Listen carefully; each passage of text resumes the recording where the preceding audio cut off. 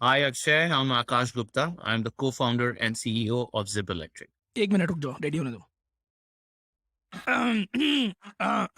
चलो ये कर लेते हैं, this could be a great intro. Every time there's a massive technology shift in an industry, it leads to a new set of dominant players. There was a time when radio was the prominent method of broadcast and there were large radio companies. And then the shift to television happened. And surprisingly, the large radio companies are not companies that people will even know about today. It's the television companies which became large and then they got disrupted with the shift to streaming.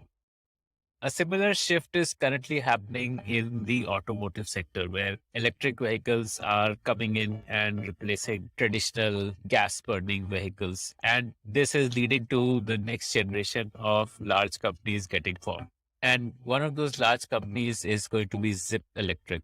Akash Gupta started Zypp Electric as an electric mobility solution for commuters to go from a metro station to their office or, like the last mile connectivity between public transport and the office location. But pretty soon he realized that that model was not scalable and he pivoted and became a logistics company. Today, Zypp Electric is present in more than 10 cities doing 10,000 orders on a daily basis. And this is a testament to the value proposition of going electric. And this is a fascinating conversation with Akash about his journey from being in an offline sales role with Airtel and then moving into the digital world with Snapdeal and then MobiKwik before starting Zypp. Here's Akash talking about just before he decided to become a founder while he was heading marketing for MobiKwik. Work was never a concern. I was always a hard worker, which never deterred me. If I have to spend 18 hours on a problem, I will spend that. No, nobody would ask me to do that. But then, spending so much time for, someone else or building another company, I thought that possibly I can build. And if not now, then when, right? I can continue to say I will want to build. Now, this, was a huge transition from working in a corporate world to starting up. You straight away go down to zero. And then you need to build your equity again, which has a huge risk of failure because you have a good equity. If you fail, you have to restart with a failure, which is very tough. But then the calling was stronger that you have to do this, and which is why I was always on a lookout of a lot of ideas, right? I wanted to experience things, what is happening worldwide, what is India, how we can solve the major problems, right? So worked on a bunch of ideas. Actually, if you ask me, before starting up also, I worked on a few ideas just as a project that if I want to do something, then will it be in edtech? So I created an edtech pitch. I went to a few schools, colleges to pitch something. Then I worked into fashion space, something in the fashion space where, in fact, my co-founder today and my wife, Rashi, she started a company called Let's Flaunt. And this was ideally the thought which was behind both of us thinking, but she was the front face and she was the execution. I was kind of, testing out the waters of a startup with her within Let's Flaunt, but obviously I was fully working at my job. But what did you identify as the gap, so to say? Sure. Yeah, so the gap that I identified was last mile mobility, right? I saw that people want to go from point A to point B, but every time if they take out their car and travel that distance, it's a lot of traffic and a lot of pollution creation happening. If there are small vehicles, small electric vehicles available for people to go for these distances, which are shared vehicles rather than owned vehicles, it could be super exciting. There were some rages like this happening in the larger world also, right? In foreign countries also. Some of this has started, happening, right? And which is what, Like a bike share, like Rapido, but with EVs. and with self-drive. Yeah, yeah. So when this came along in my head, frankly, I could not sleep for a few days, right? I was just, Googling, I was, looking at the Indian market, I was looking at mobility, I was looking at EVs, sustainability, cycles, bunch of things, technology, globe. So yeah, 3 4 nights were crazy. And then I decided that now is the time. This has to be done, an app-driven shared mobility solution. So yeah, and then I had to pull along Rashi, right, who's my co-founder. So she was traveling at that time, and that's actually when I got a lot more time to myself, where I could give a lot of time to think, internalize. And when this came along, I it took almost a month for me to convince her first, right, that this could be exciting. So we are very different as personalities. Why? Because I am more of the vision कि ये कर लेंगे, and she'll be कैसे होगा, ये तो नहीं हो पाएगा. I am the insane guy, and she will bring the sanity, and that's how the match is happening, right? And that's how there's sanity in the business for the last 4.5 years also, I can say. So this was, I guess, like Yulu, Bounce. These were all similar businesses starting up around that time only, right? Around that time. So Yulu actually launched 3-4 months after us. So it was that early when we decided and we started building the app.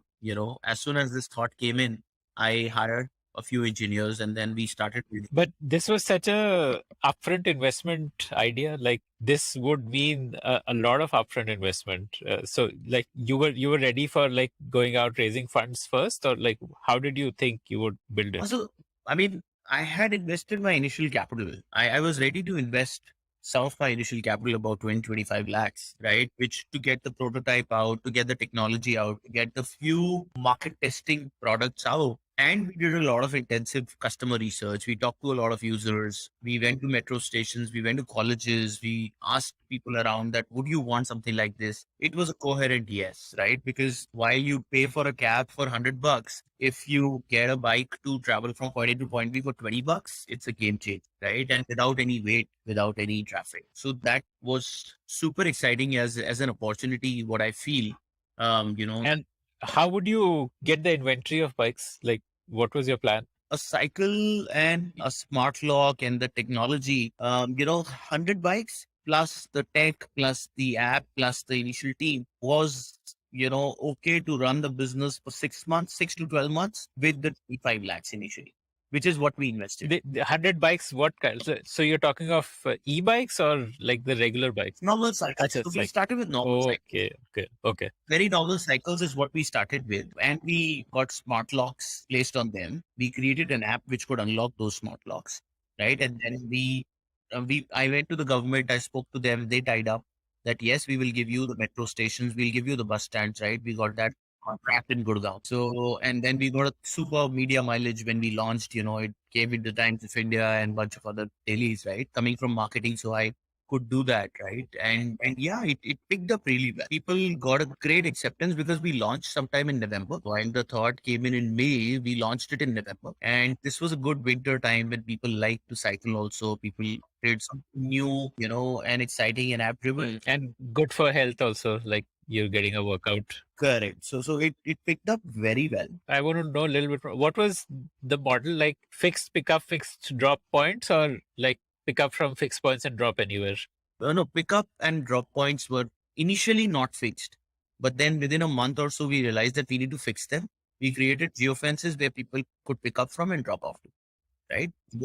How would you prevent against fraud, like someone stealing the cycle? Or, what kind of security did you have in place? Like, So we created a pure tech platform where people would do a sign up, they would do their KYC, they'll put up their Aadhaar card or PAN card. And once that gets validated with their selfies, when they are able to scan the bike and unlock the bike. We had a very small deposit, which we, after 40-45 days, we knocked it off to zero because adoption is always a concern for people, pay deposits. So we knocked the deposit off, but then our KYC was the key. Helmet and our parkings were secured, usually secured, but at least the geofences were, there was a patrolling officer within the team who would keep checking. And since all these bikes had a GPS tracker in them, we had the visibility of them on a dashboard, right? So if anything goes outside of geofence, there's an alert that will come out. It was always working fine. And the lock was like a IoT lock, like it was IoT. Yeah, it was full IoT enabled smart lock that we, so that's how the journey of, Mobisi was the first brand name that we started with. And then, we realized that the Indian audience is more cut out for EVs than cycles. While winters, the cycle works, but then not everyone would hook on to fitness or, cycles all the time, going to office, coming back from there. Especially if you sweat and then you reach the office sweaty. Correct. So within, a few months, we introduced electric scooters. And to bring more zing to the electric scooters, we started calling them Zypp. That Mobisi platform, which is Mobisi, the thought was mobile cycles. So now you have Zypp, which is an electric scooter also. on the mobility platform. That's how Zypp came into the picture, just to bring people's head around that there's something new, the new icon. And scooters were a different ballgame altogether, because now the audience was different, the stickability was different, and the distances were longer. Obviously, the investment was also bigger, but then we thought that this is a better problem to solve, right? And hence, within 6 to 8 months, we slowly started and kind of pivoted to electric scooters. How did you fund electric scooter acquisition? So electric scooter acquisition funding was, by that time we had raised some capital, after doing our product market and the initial, 100,000 users that we could get on the app. We then got some funds, right? The initial check came in from a seed investor, which also got us to put some 40, 50 scooters on ground. And where also we did a partnership with a company which gave us the scooters, because they also wanted to test it out. So scooter OEM came along and they said that we'll give you some 25, 30 scooters, you put them out in the market, and then let's figure it out. That's how, the first few scooters came along. Then we had some capital, we bought a few more. But then when we wanted to get more, we said that that's when we launched a very interesting program called a Zypp Entrepreneur Program. Right. So we didn't have money to go from 50 to 200 scooters ourselves. But then we launched a very interesting thought, which came along with one of the discussions within the team, that let's ask people to invest. We have got 100,000 users. Let's ask everyone that, do you want to buy a scooter and put it on our platform, and we pay you a monthly rent, right? So that's how something like that happened, where a lot of people came forward and they started investing in scooters, right? So from 50 to 200, we reached in about 3 to 4 months. Everything outsourced to people, everything asset light. And this gave us new wings, right? That we can now have people to invest, and we were giving a healthy return to them, which was attractive, which is why they came in and they did this for us. How much would you earn on a scooter through rentals on one day? Like, how many rides would that scooter be good for? Like, what kind of operationally, what were you earning on one scooter in a day? On one scooter, typically we were earning at about 100 rupees a day at that time. Our scooters were costing at about 50,000 at that time. We are asking people to invest 50,000, and then we were paying them almost 1,900 to 2,000 rupee per month, which is what we were paying them. And this was for 36 months. So on a 50,000 investment, you would get 72,000. And also that is coming to you monthly, which means that since it's coming to you month, it's almost a 20-25% return. Yeah, on an XIRR basis. So people found it attractive. A lot of HNIs invested into it. A lot of corporate people who are working invested into it. A lot of my friends invested into it. Right. So that kept expanding. And that gave us a good feeler that we don't have to actually raise equity every time we want to deploy more scooters. People would want to invest in this new alternative platform of investment. And after 36 months, when you then the scooter becomes yours, or what happens then? After 36 months, we take the scooter, at a pre-decided value. Roughly 10% residual value is what we offer them, and then we buy the scooter. And what did it cost you in terms of maintenance and the electric bill? Because you would charge them, right? So our maths was that since we were making about 3,000, our cost was 2,000. And then the operational expenses were again 500, 600 bucks, right? So we were kind of 300, 400 was the balance that we were making, which is something that we could always think that, today we are charging 100 rupees a day. Tomorrow we can always do 150 rupees a day. So that, margins will be made, but let's build the market initially. That was the end, right? So that's how, we were, doing this at that time. It picked up, very well, and it continued to expand. When did you make a pivot? So within this, while we were doing this, we were also getting a lot of businesses who were reaching out to us. And by that time we had got a fleet of about 500 EVs, 500 to 700 EVs. In Gurgaon only. Within Gurgaon only, and through this asset light platform of investors coming into investing. Now, large brands started coming to us, like a Zomato or an Amazon or Big Basket would come to us and say that we also have plans to go electric.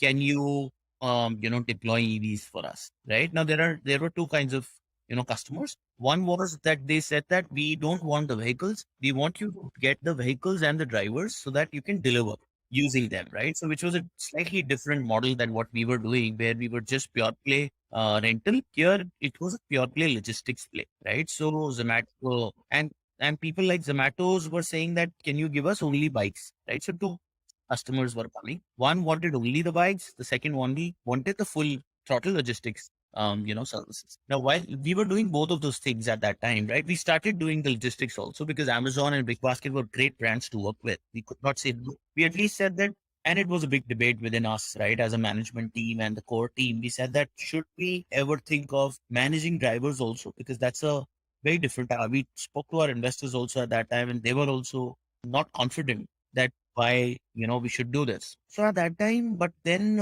since the opportunity was attractive, we said that we will do a small pilot of 30-40 bikes. We'll manage 30-40 drivers in 1 or 2 hubs, a small pilot to run the show. We did that.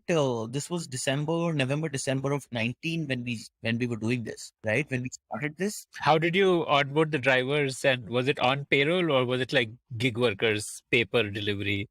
they were gig workers. They were gig workers, right? We started on a gig model because we learned it from the market that gig model always works for them to drive more, and do more business. And this business, since we were also getting paid like a gig model, where when we deliver, we earn. So we kind of built that. We hired a few folks from the industry who were in the logistics side, and we said that you guys build the team, you guys run the show, and show us that the EV works, right? So we were essentially solving the problems of EV because logistics was solved by so many people, but EV adoption was something which was not solved. And our interest was to solve the logistics side of things, the EV side of things, that how to get this driver educated, how to get the batteries, how to get the charging, how to build the infrastructure, what vehicle will work for logistics. Those were the things that we were, looking to solve. And we continue to focus on those, right? We then, when we started with Amazon, Big Basket, there were 20 odd drivers that they were looking for. We put those guys, we ran it for a couple of months, constantly intervened on the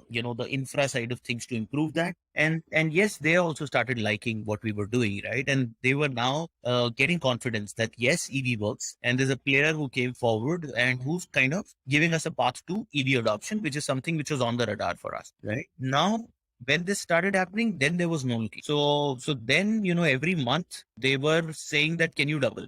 Get more hubs, right? Can you expand? Can you launch Gurgaon, from Gurgaon to Noida to Delhi? They were on our head now that since you've done 1 or 2 hubs well, just continue to expand. And this is where we kind of, took that strong call that let's focus on one business at the moment, right? Rather than running 2 ships, it's better as a business to focus on one, and which was not logistics too, right? So we continue to build that.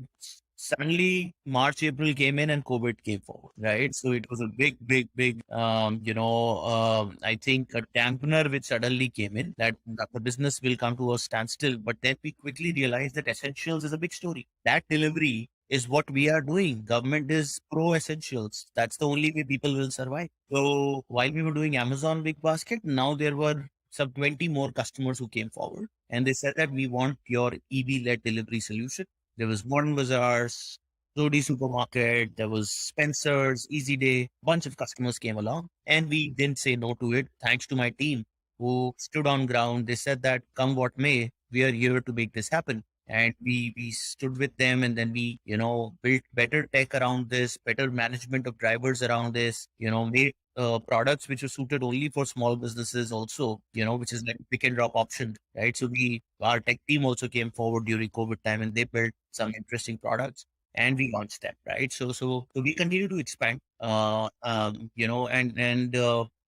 So now I think, where we stand is almost like the largest, EV logistics player, right? With close to 2,000 vehicles deployed already, growing to 5,000 over the next 2 months, right? So that's where we stand on the EV logistics side, which is EV plus driver business. And then we also have our EV only business, which is also back where, people who want to rent out vehicles. We are now allowing the delivery executives to rent out vehicles also. Like Zomato.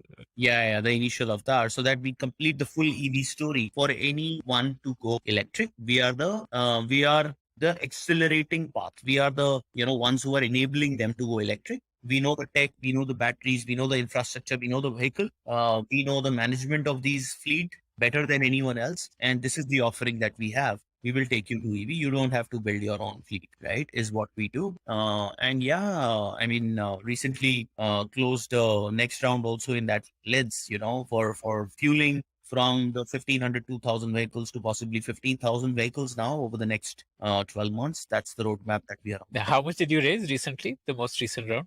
We raised close to a 7 million, right? Including mostly equity, right? 90% equity and a bit of debt. So when pandemic hit, what were the number of vehicles you were at? Okay, when pandemic had hit, we were at about 300 bikes, So from 300 today, you are at 1500, like a 5x. close to 2000. Close to Wow, 2000. wow, Yeah. like almost a 7x jump in a year. Yeah. Amazing. Okay. Oh, yeah. If you talk about our revenues, they've grown 30x essentially in the last 18 months. Is it that your earning per scooter has also increased, or is it just because there are more scooters? It is both. Earning per scooter has increased much more, and the count of scooters, obviously. What is the economics of your earning per scooter in this model now? Also, in this model, typically we earn close to 20,000 per vehicle. That's the revenue that comes to us, right? Per month. And then we pay to the delivery executive close to 40,000 he takes after deduction of the rental. And then there's an additional expense of about $1,000, which is operations, right? So the balance of $5,000 is what we essentially can save if the bike is utilized. So how do you charge customers? Do you charge per delivery or like a fixed rental or what? Like Both. So we have both the options, right? Mostly we like to get a fixed rental for the EV Plus driver as a service, where it is close to 700 per day, right? Or more, depending on the number of deliveries that go beyond the certain milestone that we offer them. Otherwise, a few of the large customers. 700 includes both EV and driver. Yeah. Like there's no Yeah. there's no extra incentive for the driver based on some target or something. There is. So this is for X number of deliveries. If we go beyond X, then we get more, right? And he also gets more. That is one. Plus, there are some customers who are big enough, they have enough orders. There we charge on a paper delivery model. So the idea is to get the driver happy, to get the match right for the vehicle, to utilize it much more. Because the good part is, since the vehicle is ours, we can use it in the morning, we can use it in the night, we can use it in the day. It's all taken care of. Utilization sits on our shoulders. You can have more than one driver for a vehicle, like someone doing a morning shift, someone doing a night shift, stuff like that. We have that. We have that in our tech. Got it. Okay. And you pay a driver like a daily amount, like per day worked, or is it like per delivery made?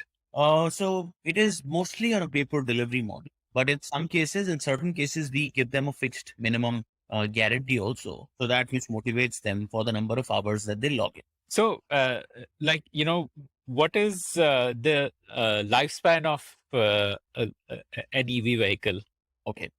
Yes, an electric vehicle typically, if managed well, then can run for 7 to 8 years. But the one battery typically would last 3 to 4 years, and then it'll need a change of life, right? So essentially, you'll need to invest 50% cost more to run it for 8 years. But on a total cost of ownership, if you look at an EV versus a petrol bike, then it is roughly 30 to 40% cheap. What is TCO? Sorry. Total cost of ownership. And what was the source of, were companies like Hero and all making two-wheelers at that time, or like where were you sourcing them from? Yeah, so Hero was making, right? But and there were many OEMs, right? So we tested almost 7 to 8 OEMs in our journey, right? The good part is that since we were expanding and with good volumes after the initial few months, and they were also expanding with very limited EV orders at that time, we became one of the biggest buyers for these OEMs, right? Whoever would give us the best price, the best quality, and the best service, we would shift our tide towards them, right? And we had strong SLAs, strong contracts that we start signing up with the OEMs, right? So we tied up with the largest OEMs with the right SLAs, and that is what is some fueling our expansion. We have back-to-back, investors who come to us and they lock in the money that we want to invest and we want to get the return. So that pipe is already sorted. The pipe of EVs are already sorted. Financing is sorted. Business, there's no dearth of business, in what we are doing. Essentially, it's full. Nationally, we can expand if you want. Today, we can grow 50x in the next, 10 months. Given, we push the button of expansion, right? And the only thing that we are solving for is the supply of the vehicles, right? That has to come forward, which is where we are also booking, additional orders of next 5,000 scooters so that the, 500 to 600 keep getting delivered every month. Right? That is where we stand, and we work with the best people now. From the 7 to 8, we now cut down to only 2 OEMs who give us the Zypp, vehicle in the way that Zypp wants it, with the right spec, right battery, right technology. Okay. So it's like a custom made Yeah, design for you. it is. Okay. Okay. Okay. So which OEMs do you source from currently, like the top two that you identified? So I can name one, which is Hero is our biggest OEM. And how does it cost you 50,000 when, I mean, Ola scooter is, I think, some 90,000 or something like that, no? Yeah, I know. So I think so 50,000 was the cost at that time. Today it would be slightly more because we go with, better configuration. But still, there's a huge government subsidy which comes along, right? That's one. There's this good state subsidy also which is coming along, right? Which is bringing the vehicle cost down. And that is the good part that I want to talk about government. The government is incentivizing the EV adoption there from their side also, right? They care for EV as much as we care for EV, which is why we don't have to do any marketing. Our job is done with the right channels from the government side. So yeah, so that's how the cost. So there's a national subsidy which brings a 1 lakh scooter down to about 60, 65, and then there's a state subsidy which brings a 65 vehicle down to 50. Okay. Is there a configuration difference also between your what you're currently procuring and what Ola is selling, or broadly similar? There will be a little change because we don't go beyond a 50-kilometer speed. That's good for our drivers. We don't have to race with anyone or showcase. We want something which is tech enabled, which is our technology enabled, customized for us, having the right sensors that we want in the vehicle, and rugged. We don't want a fancy cute looking bike. We want a rugged bike which will last for the next 7 8. What kind of sensors do you require in the bike? Oh, we put a lot of them. We put, the throttle sensor, the driver pattern sensor, the wheel sensor, the GPS tracker. What do each of these do? Like, just help me understand. Oh, this is bringing more data and analytics into how we optimize the usage of vehicle better, how to utilize it better. So it gives us all those triggers that which vehicle will need maintenance now, which vehicle is running fine now, which needs to be driven well, which spare parts we need to collect, you know, when to immobilize the vehicle, when, all of that is sitting in house. When to change the battery, when to charge the battery, all those things are tech. Now, what exactly is like a throttle sensor or a driver seat sensor? Like, what are these exactly? Like, just Huh. So these are things which help us educate the driver better because EV is different, right? EV, if you just race like this, it will reduce the efficiency of the EV. So there's an education that goes that EV has to be slowly, grown to the speed, and then it has to be optimized, not at a full speed, but at a slow speed. So that is the throttle sensor, which is part of the education process. so that sensor tells you that how much the driver is throttling. Okay. What else? What are the other sensors like? The other sensors, so we have all the data coming in from the battery, the BMS, in terms of the temperature, in terms of state of charge, state of health, how many cycles the batteries have driven, when to charge it, how much range is left in the battery. Because see, a battery has a number of cycles, right? If you charge it daily 3 times a day, you are actually killing the battery. Which is why we incentivize the guys to charge it at the right time, not just keep charging it every time. So, what do you see as your roadmap? Where would you be in, say, 2025? Okay, so 2025, I think we would possibly be the largest EV as a service company in the country and beyond. We might possibly be in a few more countries, right? By 2025, we would surely be much beyond a unicorn, right? Is what I can say. And yeah, creating the right disruption. What are the problems that you are solving currently? Like, in terms of to help the business scale, what are those challenges that are on your radar right now that these are the next few problems to solve? Yeah. No, the biggest one, see, our mission of Zypp is mission zero emission, right? That's our tagline, and that's what we live by and thrive by. Within, everyone works for that, right? And when we have that as a motto, then things are organically happening, brands are organically coming. Our tasks are organically aligned. Our focus is already aligned that we need to build the infra, we need to solve, stuff. But yes, the biggest challenge, if you ask me, would be the supply, right? How these OEMs can pick up to do more vehicles because we want a lot more. And I think that the entire ecosystem of the OEM side has to build up strong. Okay. What about charging infrastructure? Is that a problem today or not really?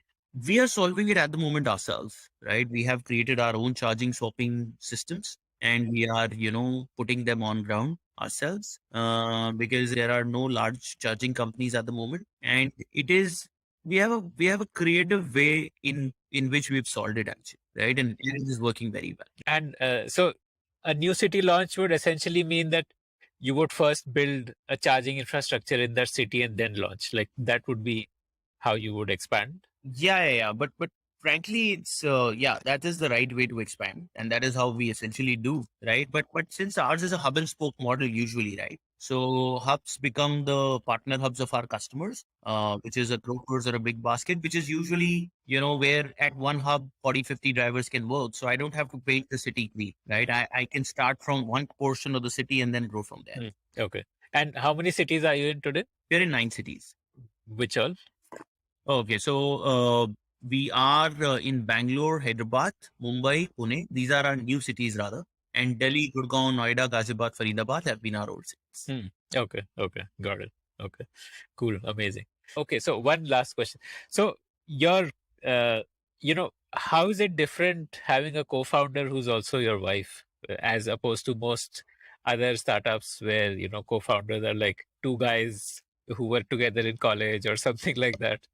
Yeah. No, I think the way that we work is quite interesting, right? We have a great comfort factor with each other and also, a lot of contradictory views, which help the business is what I can say, right? While we are, a couple, but we think very different, right? And that actually has helped us, remain sane to build this business is what I can say, right? Because as I said, vanity plus sanity and humanity is what we are into, right? And then that's a good mix. That's coming along. But yeah, I think the only caveat is that it's only business that we are talking all the time, right? Because since we are both into this, we are just, the life is all about business. So the good thing is that sometimes when we meet the team folks and we share a view and then they say आप लोगों को तो discussion का बहुत time मिल जाता है कुछ और discuss किया था आपने कुछ discuss करके you got a new strategy out. Yeah, which helps also essentially the business. But yeah, I mean, we are enjoying it quite a lot. If you like the Founder Thesis podcast, then do check out our other shows on subjects like marketing, technology, career advice, books, and drama. Visit thepodium.in, that is thepodium.in for a complete list of all our shows.